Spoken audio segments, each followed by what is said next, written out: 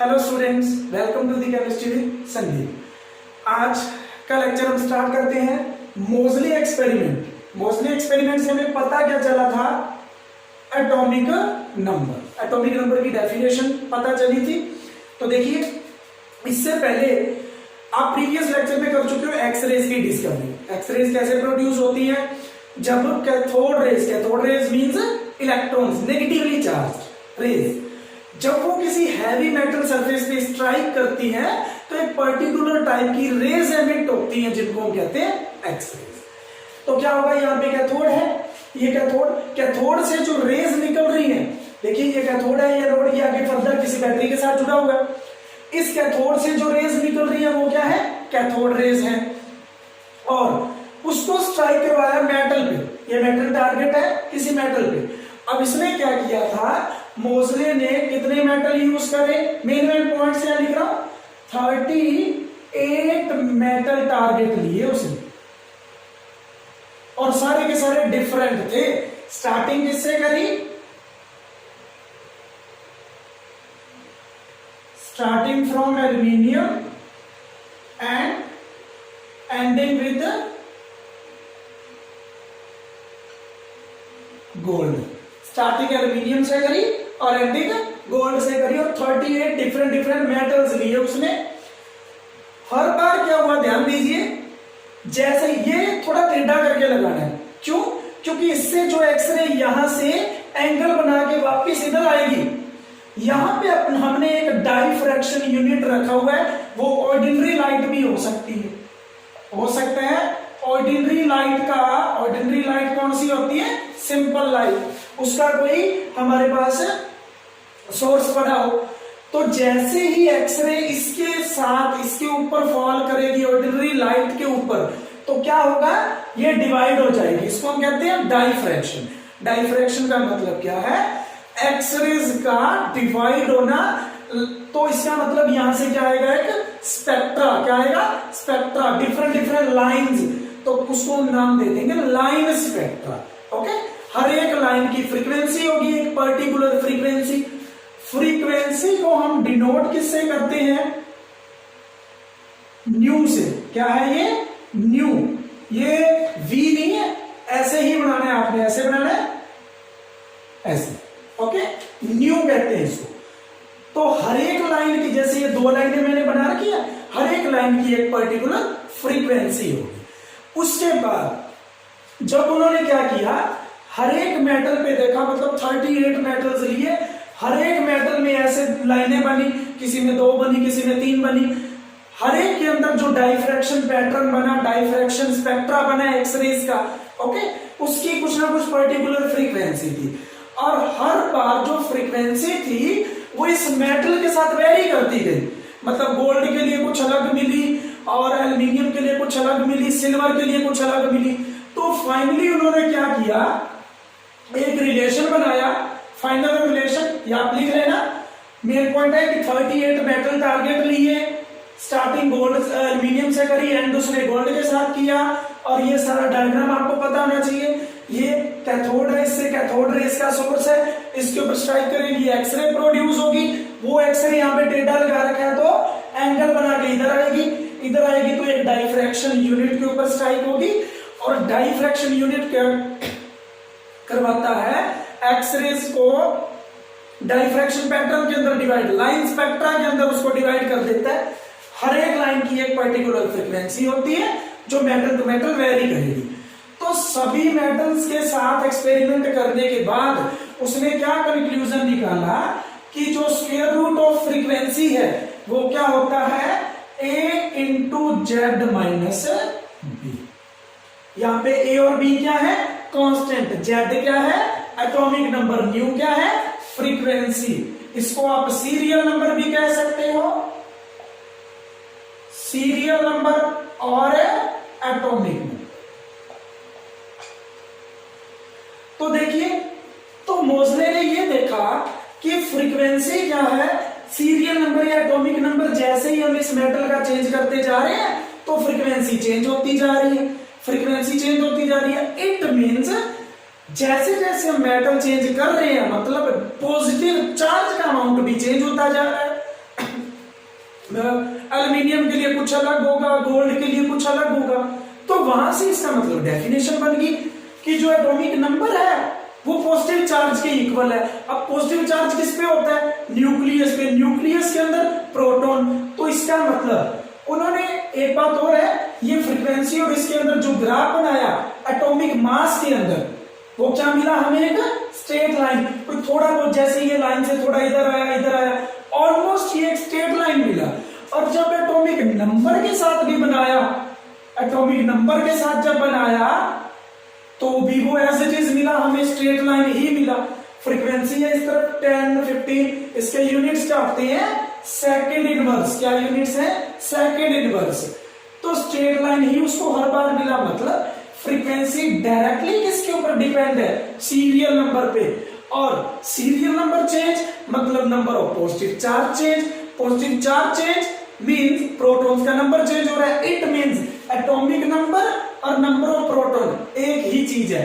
तो डेफिनेशन इन्होंने फिर उसके बाद क्या बनाई एटॉमिक नंबर की?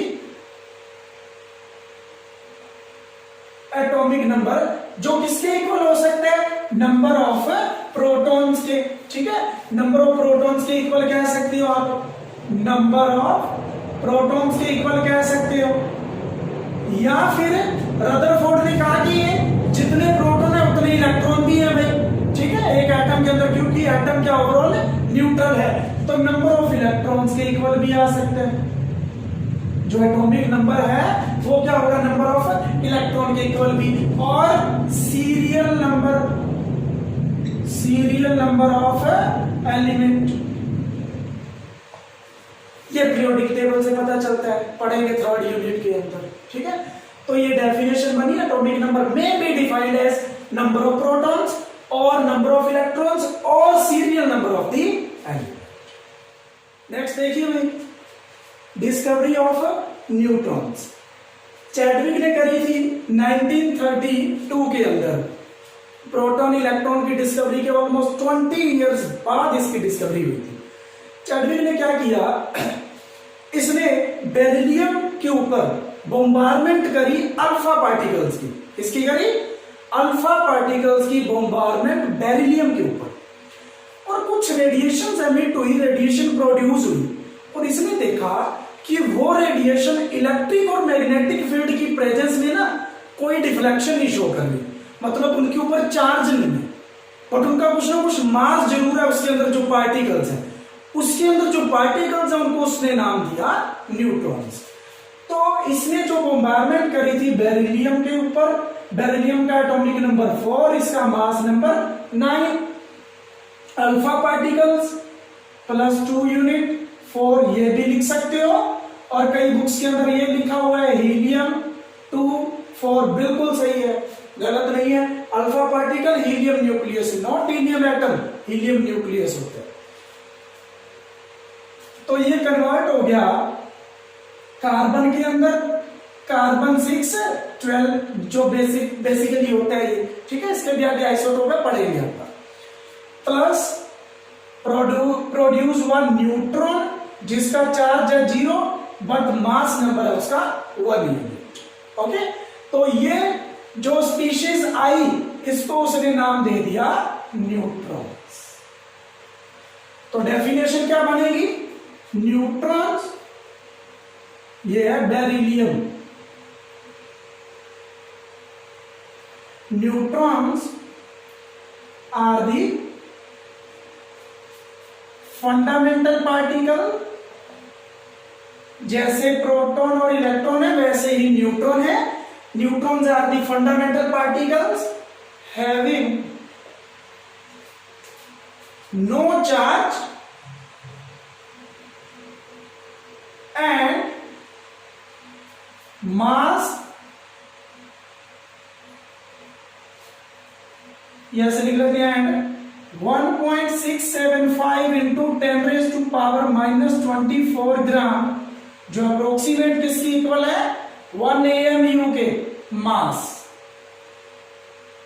ओके, तो डेफिनेशन बनी, neutrons are the fundamental particles having no charge and 1.675। Proton और इसमें बहुत ही कम फर्क है, उसमें तो 1.672 इसमें 1.675, कोई ज्यादा डिफरेंस नहीं है, इंटू 10⁻⁻24 ग्राम, मतलब अप्रोक्सीमेट 1 AMU मास होता है न्यूट्रॉन का, और न्यूट्रॉन न्यूट्रल स्पीशीज है।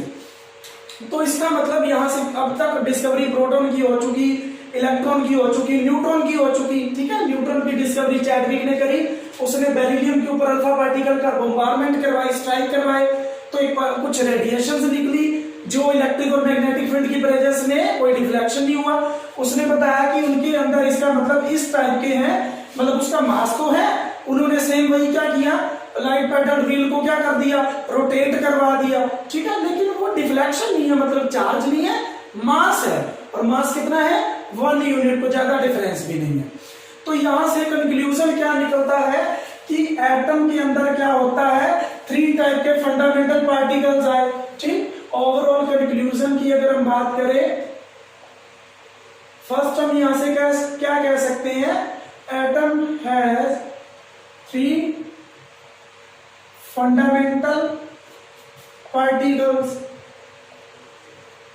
हालांकि अब तो 34 बेसिक पार्टिकल्स भी आ चुके हैं, ठीक है, मिसॉन्स, पाई मिसॉन्स, पॉजिट्रॉन बहुत आ चुके हैं। 3 fundamental particles, electron, proton, neutron. Second,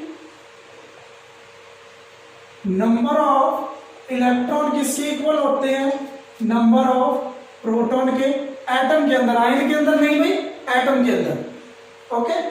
overall atom is neutral,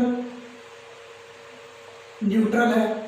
atomic number की डेफिनेशन दोनों ही हो सकते हैं। Third, mass number, mass number जो है वो है कि न्यूक्लियस के अंदर कौन कौन प्रेजेंट है, और न्यूट्रॉन कहां प्रेजेंट है, न्यूक्लियस के अंदर, ठीक है। अब ये जो न्यूक्लियस के ऊपर पॉजिटिव चार्ज है वो किसकी वजह से है, प्रोटॉन के पॉजिटिव चार्ज की वजह से है।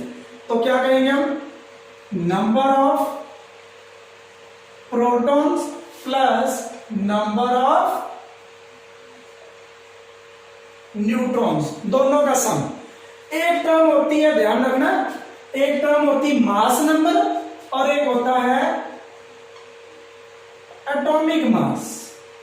डिफरेंट है भाई दोनों, ले सेम ही लेते हैं बट थोड़ा सा डिफरेंस है।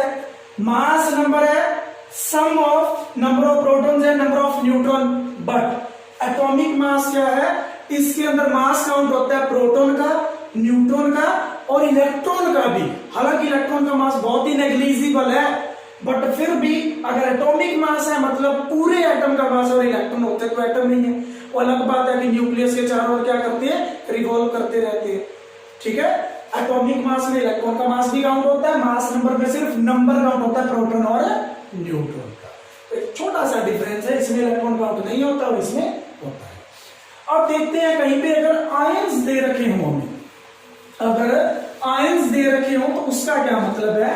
फॉर एग्जाम्पल हम बात करते हैं ऑक्सीजन, ऑक्सीजन का जो एटॉमिक नंबर है, ये एटम है, अभी आयंस की बात अभी करते हैं। एटॉमिक नंबर है इसका 8, ठीक है, 8 इसका क्या है एटॉमिक नंबर। तो इसका मतलब इसके अंदर नंबर ऑफ इलेक्ट्रॉन्स कितने हैं, 8, नंबर ऑफ प्रोटॉन्स कितने हैं, वो भी 8। अब इसका जो मास नंबर है वो होता है 16। तो इसका मतलब नंबर देखो, मास नंबर होता है sum of proton and neutron, total mass number 16 है, उसमें से 8 प्रोटॉन है, तो न्यूट्रॉन कितने बचे, 8। 16 माइनस 8 दैट इज 8। उसके अंदर क्या बचे, नंबर ऑफ न्यूट्रॉन्स, ठीक। अब बात करते हैं O2 नेगेटिव की, कि ऑक्सीजन के ऊपर 2 नेगेटिव है, इसका मतलब उसने 2 इलेक्ट्रॉन क्या करे हैं, गेन करे हैं। जो कोई इलेक्ट्रॉन गेन करता है तो ऊपर नेगेटिव आता है, तो प्रोटॉन चेंज नहीं होंगे, नंबर ऑफ प्रोटॉन उतने ही और एटॉमिक नंबर भी चेंज नहीं होगा। ऐसा नहीं है 2 इलेक्ट्रॉन गेन करे तो जी एटॉमिक नंबर 10 हो गया ना, एटॉमिक नंबर वही रहना है, ध्यान रख लेना। एटॉमिक नंबर चेंज नहीं होगा, प्रोटॉन का नंबर भी चेंज नहीं होगा। चेंज क्या हो रहा है, नंबर ऑफ इलेक्ट्रॉन कितने हो गए, 8 + 2 10, नंबर ऑफ प्रोटॉन्स भी चेंज नहीं होंगे, वो भी उतने ही हैं 8। क्लियर है? और मास पे थोड़ा बहुत फर्क पड़ेगा, ये हैवी होगा। क्यों? क्योंकि इलेक्ट्रॉन का मास अगर काउंट करें, इलेक्ट्रॉन तो बढ़ रहे हैं ना, भले ही नेग्लिजिबल मास है बट कुछ तो है। अगर दोनों के मास का कंपैरिजन करें तो ये हैवी है भाई। ओके, अब बात कर लेते हैं, मान लो कहीं पे ऑक्सीजन ने लॉस किए हैं, मान लेते हैं O2 पॉजिटिव है, 2 इलेक्ट्रॉन लॉस कर दिए, अब भी ना एटॉमिक नंबर चेंज होगा, ना प्रोटॉन चेंज होंगे, ना ही न्यूट्रॉन चेंज होंगे। तो इस बार नंबर ऑफ इलेक्ट्रॉन कितने रहने वाले हैं? कितने थे इसके अंदर टोटल? 8। रह कितने जाएंगे? 8 - 2 6। बाकी सब कुछ सेम रहने वाला है। इसके मास और इसके पेरेंट एटम कौन है? ये 2 इलेक्ट्रॉन गेन करे तो ये बन गया, लॉस करे तो ये बन गया। ये एनाइन, ये कैटायन और ये एटम। एटम ओवरऑल न्यूट्रल है, एनाइन और कैटायन पे चार्ज है, इसीलिए इनको कलेक्टिवली क्या कहते हैं? आयन। तो देखिए पेरेंट एटम से ये हैवी है, और अगर इसकी बात करें, इलेक्ट्रॉन लॉस हुए हैं, भले इलेक्ट्रॉन का मास नेग्लिजिबल है बट कुछ तो लॉस हुआ है मास, तो ये हैवी है। अगर इन दोनों का कंपैरिजन करें, अगर यहां पे मैं लिखूं कंपैरिजन, तो O सेंटर में आएगा, O2 negative, O2 positive. Increasing order है, ठीक है, increasing order of mass, atomic mass कह लो या सिंपल मास कह लो, ठीक है। एटॉमिक मास का इंक्रीजिंग ऑर्डर, नेगेटिव वाला अपने पेरेंट से हैवी होता है और जो पॉजिटिव वाला अपने पेरेंट से लाइटर होता है। अब बात आती है आइसोटोप की।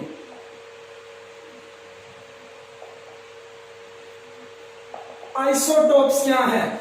ऐसी स्पीशीज जिनके अंदर क्या हो, जिसका एटॉमिक नंबर सेम हो बट जिसका मास नंबर क्या हो, different. The species having same atomic number but different mass number. Mass number उसका डिफरेंट हो, एटॉमिक नंबर उसका सेम हो। एग्जांपल ले लेते हैं हाइड्रोजन के 3 आइसोटॉप हैं, 1 1 1 मास एटॉमिक नंबर सेम, मास इसका 1, इसका 2, इसका 3। इसके बाद आता है हीलियम। हीलियम का कितना होता है? 2 4, ऐसे शुरू हो जाता है। तो इसको कहते हैं प्रोटियम, इसको ड्यूटीरियम, और ये है ट्रीटियम। इसको डी से भी लिख देते हैं और इसको टी से भी लिख देते हैं। और ले लेते हैं एग्जांपल कार्बन के। कार्बन के 3 आइसोटोप हैं, 16 12 13 14। ओके, ऑक्सीजन के भी हैं, ऑक्सीजन के 8 16 8 18, कुछ अमाउंट 17 वाले का भी मिलते हैं, ठीक है। तो ये एग्जांपल है किसके? आइसोटोप्स के, ऐसी स्पीशीज जिनके सेम एटॉमिक नंबर हो बट डिफरेंट एटॉमिक मास हो। आगे बात कर लेते हैं आइसोबार की, बिल्कुल अपोजिट है आइसोबार। आइसोबार्स क्या होंगे? The species having same mass number, पहले क्या लिख दिया? Mass number but different atomic number. Example ले लेते हैं कैल्शियम, पहले पोटेशियम, कैल्शियम, स्कैंडियम। देखिए भाई, इसका एटॉमिक नंबर होता है 19, इसका 20 और इसका 21। इनका अगर मास की बात करें तो 40 40 40, ठीक है, ये होता है। अब देखिए इनके अंदर अगर मैं आपसे न्यूट्रॉन पूछूं कि क्या इनके अंदर न्यूट्रॉन सेम है? न्यूट्रॉन क्या होता है? प्रोटॉन और सॉरी न्यूट्रॉन क्या बचेगा? मास नंबर में से प्रोटॉन को निकाल दें, माइनस कर दें। मास नंबर 40 या 19 माइनस करेंगे कितना बचा 21, इसमें 20, इसमें 19, मतलब number of proton number of neutron इसके अंदर डिफरेंट है। ओके, तो ये है आइसोबार जिसका एटॉमिक नंबर डिफरेंट है बट मास नंबर सेम है। आगे बात कर लेते हैं आइसोटोन्स की।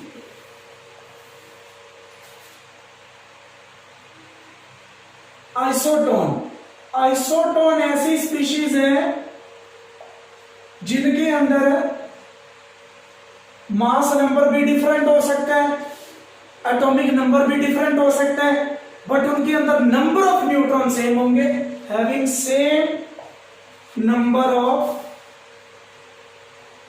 Neutrons, however they have different atomic number and mass number. इसका एग्जांपल ले लेते हैं अपन, कार्बन 614 अगर ले, और उस साइड ले लें ऑक्सीजन का 816। ये कार्बन का एक आइसोटोप है, ये ऑक्सीजन का एक आइसोटोप है, ठीक है। इसके अंदर अगर हम देखें नंबर ऑफ न्यूट्रॉन्स कितने हैं 14 माइनस 6 कितने हैं 8, और इसके अंदर 16 माइनस है 8। एटॉमिक नंबर भी डिफरेंट, मास नंबर भी different, but number of neutron same. तो किसका टाइप है ये आइसोटोन, जिसके अंदर नंबर ऑफ न्यूट्रॉन्स क्या हो सेम होते हैं। देखिए स्टूडेंट्स, अब कुछ न्यूमेरिकल देखते हैं हम। सबसे पहले है calculate mass of 1 mole of neutron. 1 mole of neutron से पहले हमें पता होना चाहिए कि एक न्यूट्रॉन का कितना है।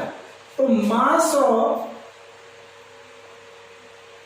न्यूट्रॉन ये है 1.675 इंटू 10⁻⁻24 ग्राम। किलोग्राम में कन्वर्ट करें तो ये आ जाएगा 1000 से डिवाइड करना पड़ेगा, ऊपर जाएगा तो पावर हो जाएगी -27 kg किलोग्राम। अब हो जाएगा मास ऑफ 1 मोल। देखिए 1 मोल के अंदर कितने न्यूट्रॉन होंगे, एवोगैड्रो नंबर वो क्या होता है 6.022 इंटू 10⁻23 इंटू 1.675 इंटू 10⁻⁻27 किलोग्राम। ये आ जाएगा, पावर सॉल्व कर लेना, मल्टीप्लाई कर लेना। ये न्यूट्रॉन का मास है किलोग्राम में, ये 1 मोल के अंदर न्यूट्रॉन होते हैं तो मल्टीप्लाई कर देना। नेक्स्ट है फाइंड आइसोटोप एंड आइसोबार। इसमें से आइसोटोप ढूंढो और आइसोबार ढूंढो। देखिए सबसे पहले आइसोटोप क्या होते हैं, जिनका एटॉमिक नंबर सेम हो और मास नंबर डिफरेंट हो। एटॉमिक नंबर सेम किसका है 17 इसका सेम है, बाकी किसी का भी एटॉमिक नंबर आपस में सेम नहीं है। और मास नंबर क्या डिफरेंट है, देखिए 35 37। तो ये दोनों क्या है आइसोटोप्स। क्लोरीन 1735, क्लोरीन 1737 है, आइसोटोप है एक दूसरे के। ये इसका आइसोटोप है, ये इसका आइसोटोप है। आगे आइसोबार। आइसोबार में क्या होता है atomic number different, mass same. देखिए 40 40 40। तो आर्गन, कैल्शियम और पोटेशियम ये क्या है आइसोबार है, ठीक है। ये आइसोबार आ जाएंगे। आगे है which of the following are isotope of sulphur. अब सल्फर का एटॉमिक नंबर ऑक्सीजन का अगर 8 है तो उसके नीचे है 8 ऐड करना है। सल्फर का 16 होता है। अगर एटॉमिक नंबर उसका देखिए सबसे पहले तो डेफिनेशन क्लियर होनी चाहिए। आइसोटोप मतलब है सेम नंबर ऑफ प्रोटॉन। तो जिसके अंदर सेम नंबर ऑफ प्रोटॉन है वो आइसोटोप होंगे, लेकिन उसी टाइम पे देखना है कि डिफरेंट न्यूट्रॉन भी हो, ठीक है। तो सबसे पहला जो आपको साइन चेक करना है कि नंबर ऑफ प्रोटॉन सेम होने चाहिए, तभी आप चेक कर पाओगे। देखिए इसके अंदर 16 प्रोटॉन 16 न्यूट्रॉन। हमें सिर्फ प्रोटॉन एक बार देखते हैं। 16 17 ये तो आपस में हो नहीं सकते, 19 ये भी नहीं हो सकता, ये 16, ठीक है। ऐसा नहीं है कि इसी के साथ ही सारों को चेक कर रहे हैं, इसके साथ भी चेक करो कि किसी और में 17 तो नहीं है, किसी और में 19 तो नहीं है, 16 नहीं है, कोई बात नहीं, क्या पता 17 हो। तो इसके अंदर 16, इसके अंदर 16। न्यूट्रॉन डिफरेंट मतलब mass number different, proton same मतलब atomic number same. It means ये आइसोटोप है। तो A और D दोनों क्या है, आइसोटोप किसके, सल्फर के। B और C का यहाँ पे कोई लिंक नहीं। नेक्स्ट क्वेश्चन देखिए, how many protons, electrons and neutron are present in 0.18 gram of phosphorus 1530। देखिए ये क्वेश्चन करने से पहले तो ये चेक कर लो कि ये जो सिंपल हमें सिंबल दे रखा है इसके अंदर number of proton, number of electron, number of neutron है कितने, यहां चेक कर लेते हैं। नंबर ऑफ प्रोटॉन्स अगर मैं देखूं तो वो 15 है क्योंकि एटॉमिक नंबर है, और जितने प्रोटॉन है उतने ही इलेक्ट्रॉन है। और नंबर ऑफ न्यूट्रॉन्स की अगर बारी आएगी तो वो कैसे चेक करेंगे, 30 माइनस 15 क्या बचेगा, 50।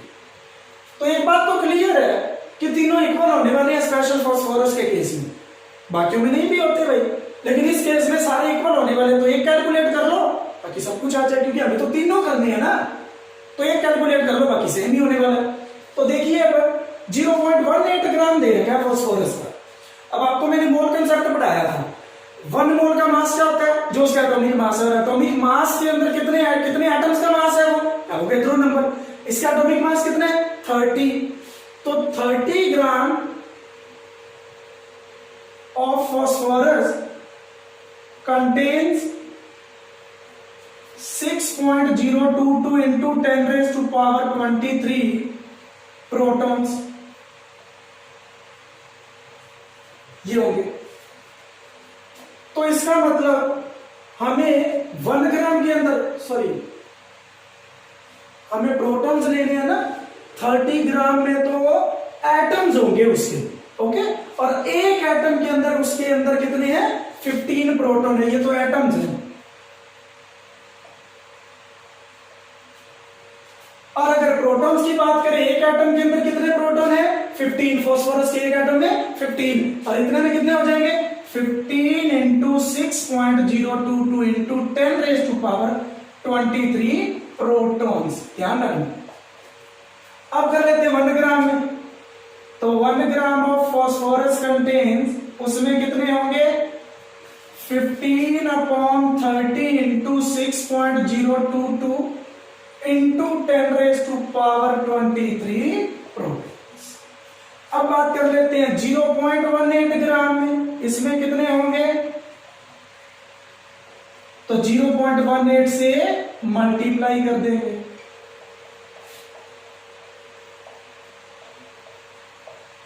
प्रोटॉन्स। और यही किसका नंबर आ जाएगा, आप मल्टीप्लाई कर लेना, यही किसका नंबर आ जाएगा, इलेक्ट्रॉन्स का। यही किसका नंबर आएगा, न्यूट्रॉन्स का। यहां थोड़ा ध्यान रखना, 30 ग्राम के अंदर जो फास्फोरस के अंदर ये अवोगैड्रो नंबर एटम्स आएंगे, एक एटम में कितने हैं, 15, तो 15 से multiply. The composition of an atom can be represented symbolically as ZXA, as shown here. The symbol X represents the symbol of the element. The superscript A on the left-hand side of X represents the atomic mass number, and the subscript Z on the left-hand side represents the atomic number of the element. As you have learnt before, atomic number Z gives the total number of protons present in an atom, while the atomic mass number gives the total number of protons and neutrons present in that atom. Let us work on a simple problem before proceeding further. An atom has 29 electrons and 35 neutrons. Calculate the number of protons and the mass number of the element. Also write the complete symbol for the atom. Since atomic number Z is equal to number of protons, which is also equal to the number of electrons in the atom, we can say that the number of protons is 29. We know that mass number A is equal to the sum of the numbers of protons and neutrons. Hence, the mass number of the given element is equal to 29 plus 35, which is equal to 64. Since the atomic number of the element is 29, the atom is copper. The complete symbol for the atom may be represented as shown here. In some cases, atoms of the same element may have the same number of protons, that is, the atomic number, but may have different numbers of neutrons. In other words, the atoms have the same atomic number but different mass numbers. Such atoms are called isotopes.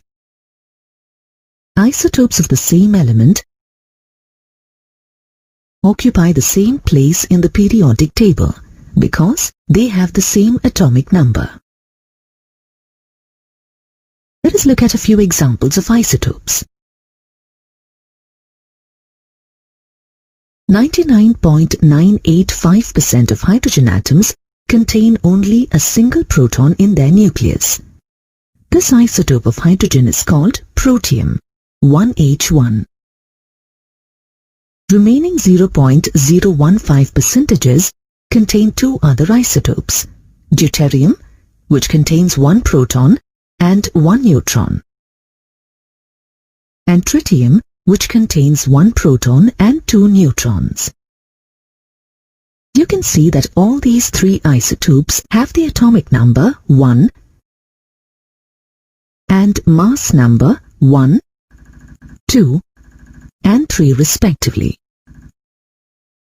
Carbon has three isotopes with mass numbers 12, 13, and 14 respectively. Similarly, chlorine, atomic number 17, has two isotopes with mass numbers 35 and 37. Isotopes of the elements other than hydrogen do not have special names. They are represented by simply indicating the mass number on the element's symbol.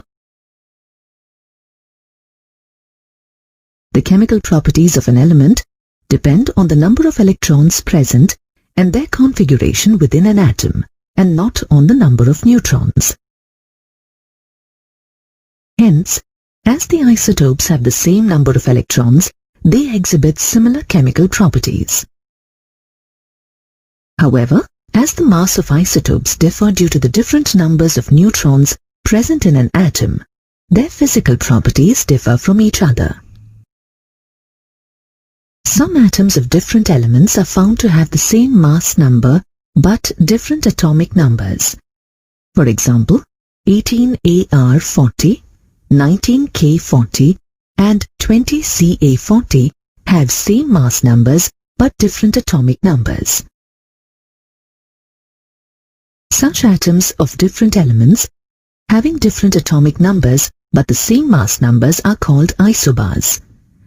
Isobars have different chemical properties because they have different atomic numbers. Next topic है electromagnetic radiation. नाम से clear है, electromagnetic मतलब इसके अंदर to type के field होने वाले हैं, electric field and magnetic field.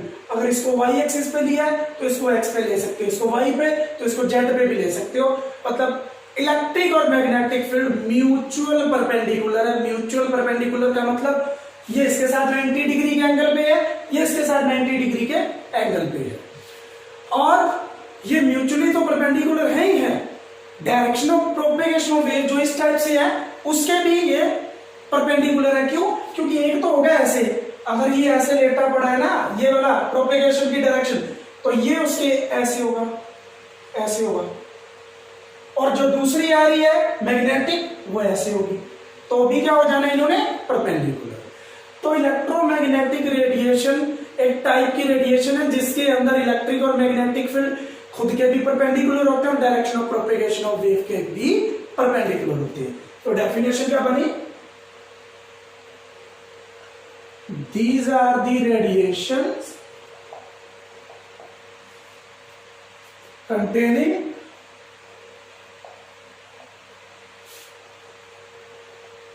electric and magnetic field mutually perpendicular, ये perpendicular का सिंबल है, to each other and also perpendicular to direction of propagation of wave. Wave की डायरेक्शन ऑफ प्रोपेगेशन के भी क्या है, परपेंडिकुलर है। एक बात इसके लिए क्लियर हुई। Second, these do not require any medium for its propagation। Third, velocity जो इनकी होने वाली है किस स्पीड के साथ ये ट्रेवल करती है, प्रोपेगेट करती है।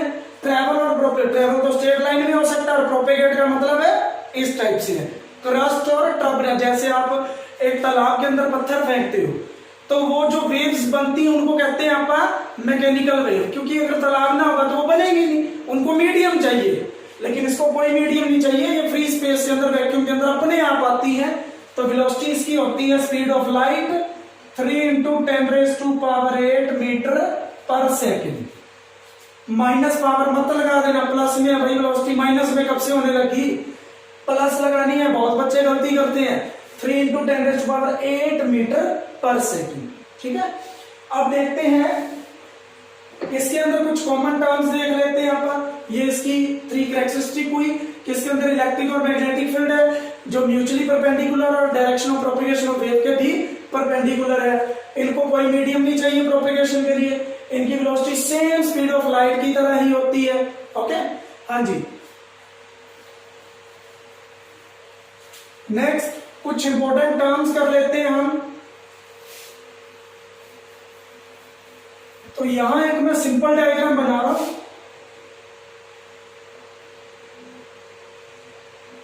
ये y, ये x, ये z। तो एक सिंपल डायग्राम बना रहा हूं मैं। ओके, ध्यान रखिए। ये x एक्सिस है, आगे ऐसे कंटिन्यू चलता जाएगा। ठीक, फर्स्ट टर्म है वेवलेंथ। डिनोट किससे करते हैं, लैम्डा। क्या बोलते हैं इसको, लैम्डा। ठीक है, एक टाइप की लेंथ है, एक टाइप की लेंथ है। ये जो हाइट है इसको बोलते हैं क्रस्ट, क्रस्ट इसको बोलते हैं ट्रफ। ये जो हाइट है वो क्रस्ट है, जो डेप्थ है वो ट्रफ है।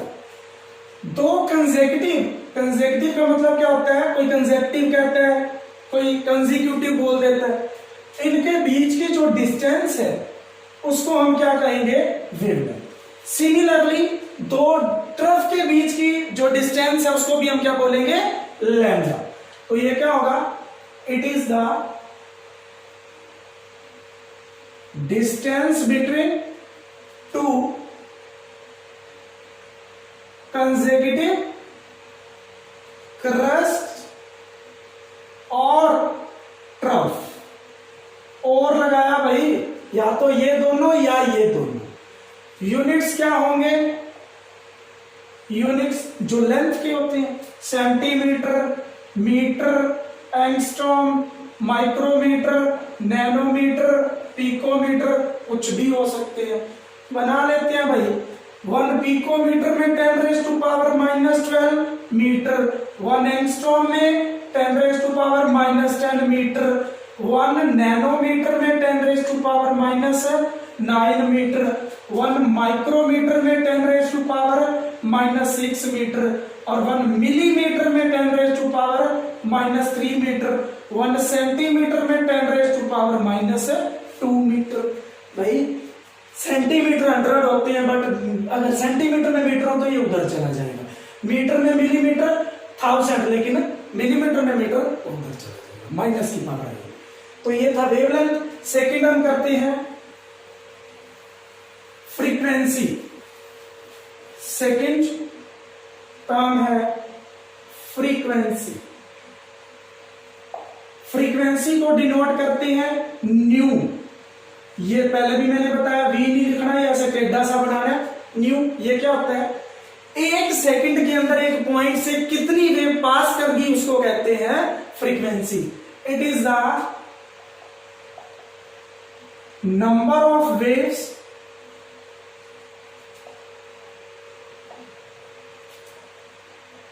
passing through a point in 1 second. इसके जो यूनिट्स हैं, टाइम इनवर्स भी होते हैं इसके यूनिट। टाइम इनवर्स मतलब second inverse, minute inverse, hour inverse, और हर्ट्ज भी होते हैं, और हर्ट्ज भी होते हैं जिनको एच जेड लिखना। फ्रीक्वेंसी के यूनिट्स हर्ट्ज भी होते हैं, टाइम इनवर्स भी होते हैं। न्यू से इसको डिनोट करते हैं। नेक्स्ट, वेव नंबर, थर्ड है वेव नंबर। डिनोट करते हैं न्यू बार से। न्यू बार क्या होता है? ये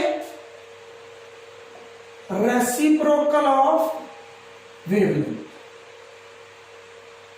मतलब 1/λ।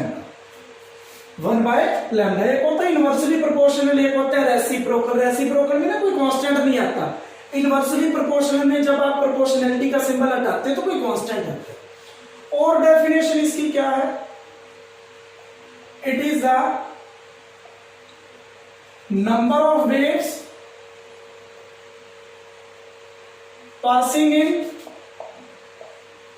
1 सेकेंड, ये लाइन एक्स्ट्रा आ जाएगी इसमें, through 1 centimetre length. 1 centimetre length में 1 सेकंड में कितनी वेव्स जा रही हैं, तो वेव नंबर। ये हटा दें, सिर्फ ये रखें तो फ्रीक्वेंसी। सिंपल। इसके यूनिट्स लेंथ के इनवर्स है भाई। ओके, लेंथ इनवर्स, जो लेंथ के होने वाले हैं उसका इनवर्स, वो एंगस्ट्रॉम हो, पिकोमीटर हो, नैनोमीटर हो, सब इनवर्स होता है। Next, fourth, amplitude. Amplitude amplitude क्या होता है? क्रस्ट की हाइट कितनी है और ट्रफ की डेप्थ कितनी है। It is the height of crust और डेप्थ ऑफ ट्रफ। डिनोट किससे करेंगे? ए से। ओके, एम्पलीट्यूड सिंपल ए से अपन डिनोट। और यूनिट्स क्या होंगे? हाइट है, लेंथ है एक टाइप की, सेंटीमीटर, मीटर, मतलब लेंथ के जो यूनिट्स है वही इसकी है। ठीक। Fifth, intensity.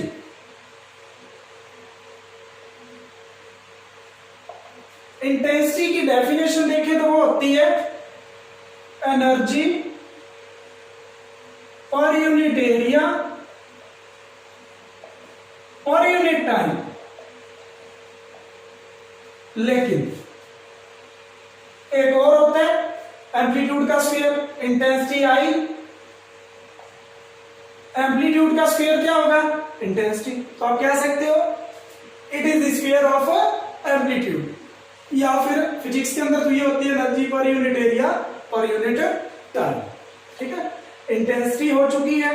आप इलेक्ट्रोमैग्नेटिक उसकी रेडिएशंस की डेफिनेशन कर चुके हो। तो मेन जितने भी कॉमन टर्म्स आती हैं वो सारी हम कर चुके हैं। ठीक है, आगे एक टाइम पीरियड भी आ जाता है। 6 अगर देखे ना, टाइम पीरियड कई बार पूछा जाता है। तो टाइम पीरियड है कि 1 कंप्लीट साइकिल के लिए कितना time? Time taken by electromagnetic radiation in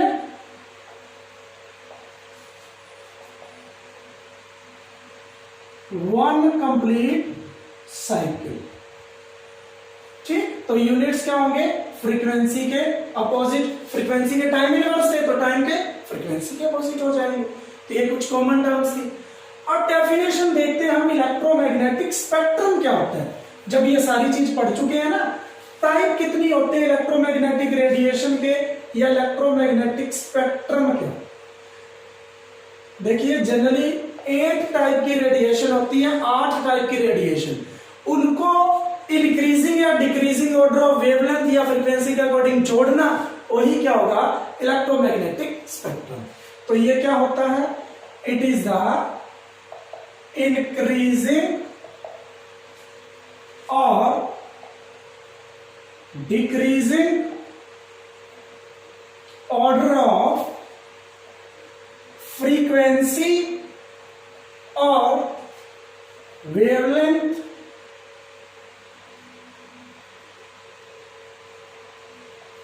of 8 type of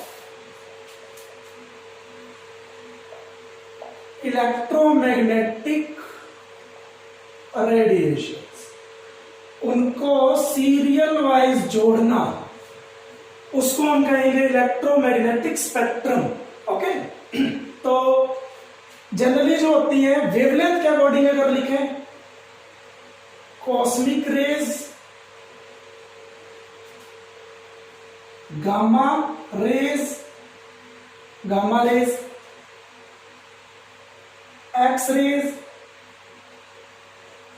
UV, ultraviolet. ठीक है, यूवी क्या है? Ultraviolet, visible,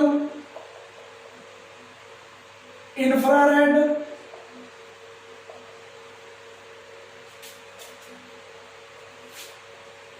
microwave, radio wave.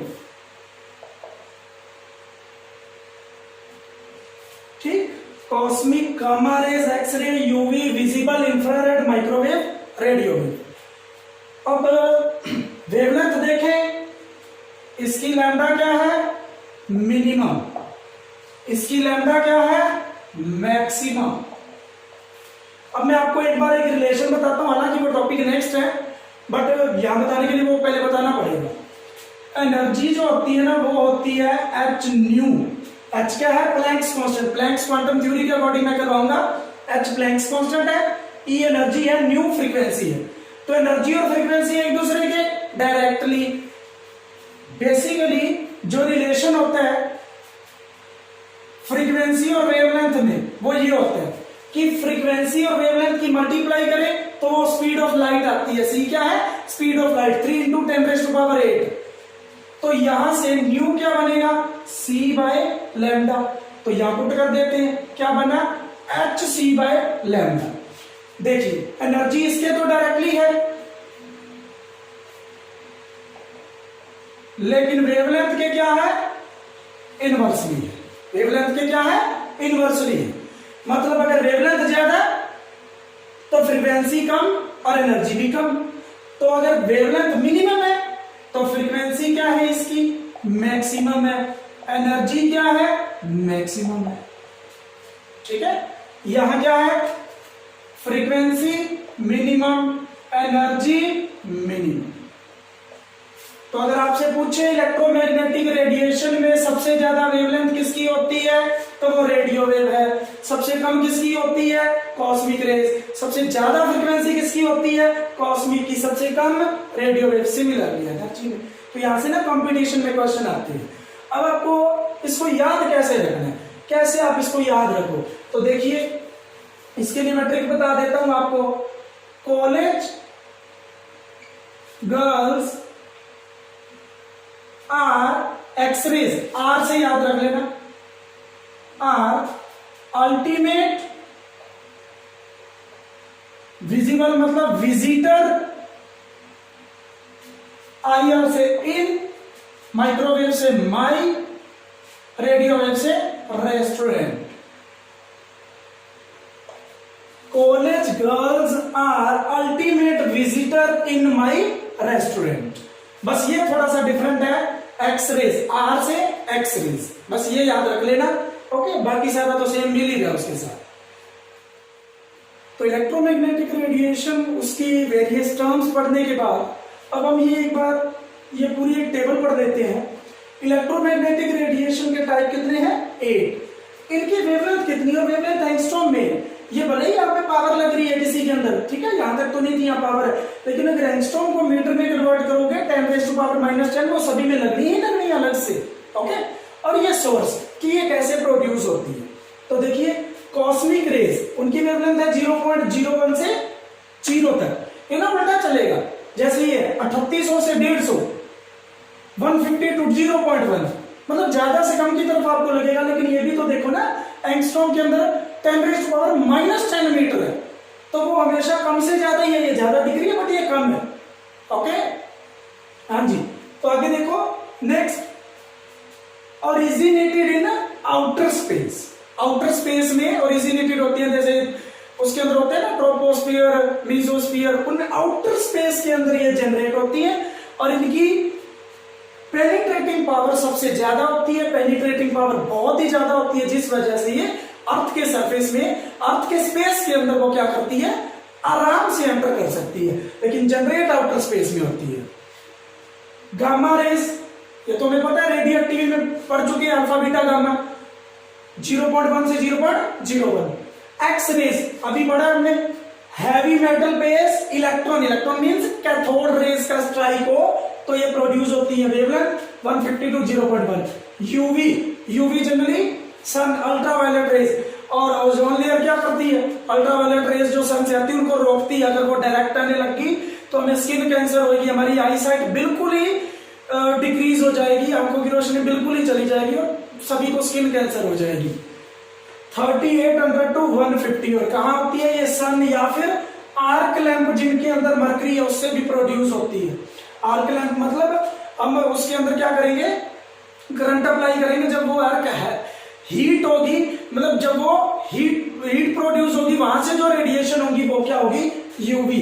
Visible 7600 से 3800 एंगस्ट्रॉम वेवलेंथ है, सन से, स्टार से, इलेक्ट्रिक बल्ब से।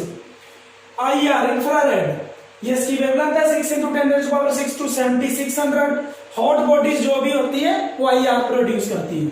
माइक्रोवेव को हर्ट्जियन कहते हैं, हर्ट्जियन वेव्स भी कह देते हैं।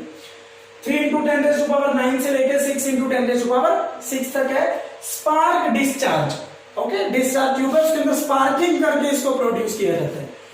रेडियो वेव, ये भी स्पार्किंग, सबसे ज्यादा वेवलेंथ है इसकी, कर सकते हैं इसको भी डिस्चार्ज ट्यूब में, लेकिन क्या होगा, मतलब गैस होनी चाहिए या फिर ऑसिलेटिंग इलेक्ट्रिक सर्किट।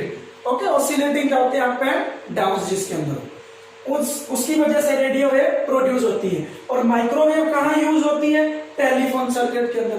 टेलीफोन जो आप मोबाइल से बात करते हैं ना, वहां जो यूज होती है वो microwave. The Bohr's atomic model, it is necessary to first acquaint ourselves with the nature of electromagnetic radiations. The underlying principle behind the Bohr's atomic model is the quantization of energy, which is explained in the latter part of our discussion. Energy can be transmitted through space by electromagnetic radiations. These electromagnetic radiations are the best described in the terminology of waves. The wave nature of electromagnetic radiation was established in 1870 by James Clerk Maxwell. Let's now understand the general characteristics of waves. An object produces a series of waves when it vibrates continuously. However, the vibratory motion of charged particles, like electrons, produce a wave train of oscillating electrical field and magnetic field. Such waves, which are produced due to the periodic motion of charged particles, such as electrons, are called electromagnetic waves. This is suggested by James Maxwell. Note that the name electromagnetic radiations is attributed to the waves that consist of oscillating electrical and magnetic properties. An electromagnetic wave can be represented as shown.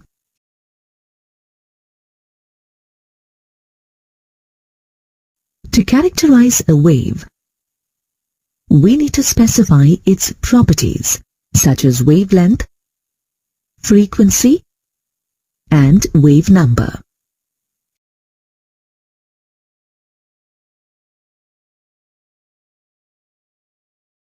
A wavelength is the distance between two successive crests or troughs of a wave.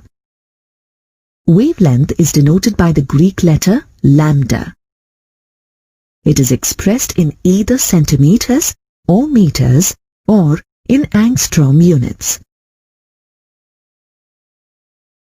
The next characteristic of a wave is the frequency. Frequency is the number of waves that pass a given point in 1 second. It is denoted by the symbol nu and is expressed in hertz. Velocity of a wave is defined as the distance traveled by a wave in 1 second. Velocity is denoted by c and is expressed in centimeter per second. Let's now understand the relationship between the wavelength, frequency, and velocity of a wave. As frequency is the number of waves passing through a point per second, and wavelength is the length of each wave, their product will give the velocity of the wave. The electromagnetic waves travel through empty space with the velocity of light. The last characteristic of a wave is the wave number, which is defined as the number of wavelengths per unit length.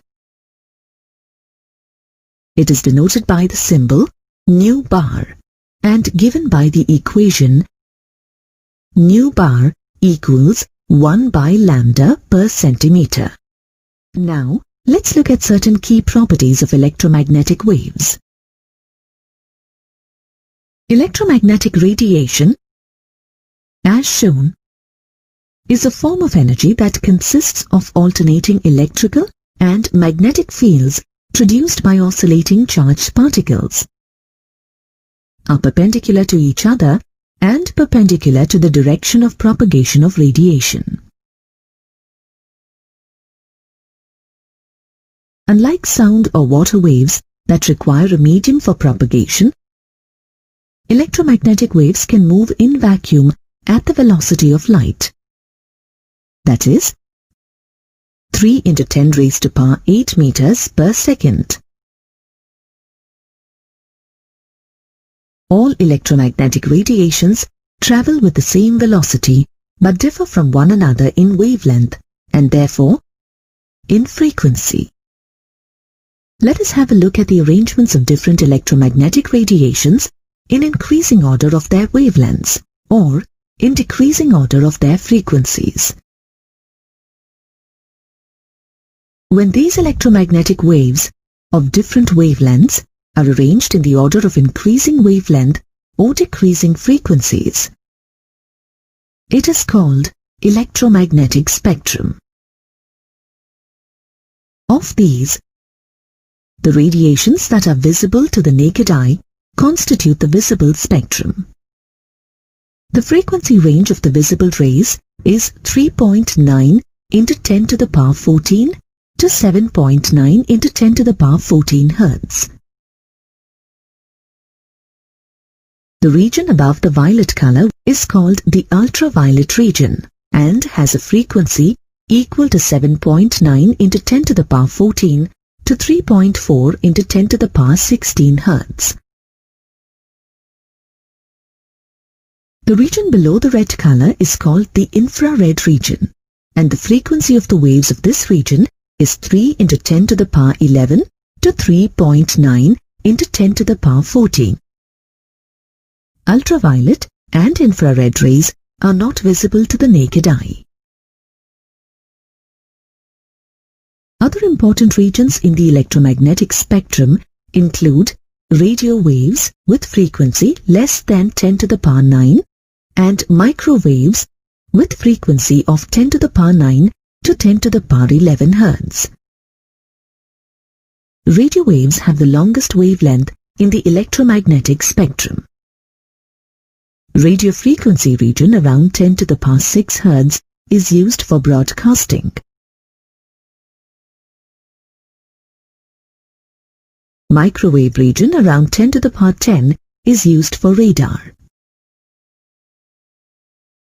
Two other kinds of electromagnetic waves are X-rays, and gamma rays. The wave nature of electromagnetic radiation successfully explains the phenomena of interference and diffraction. तो आज के lecture में इतना ही है। कल हम black body radiation, Planck's quantum theory और photo electric effect के बारे में पढ़ेंगे। धन्यवाद।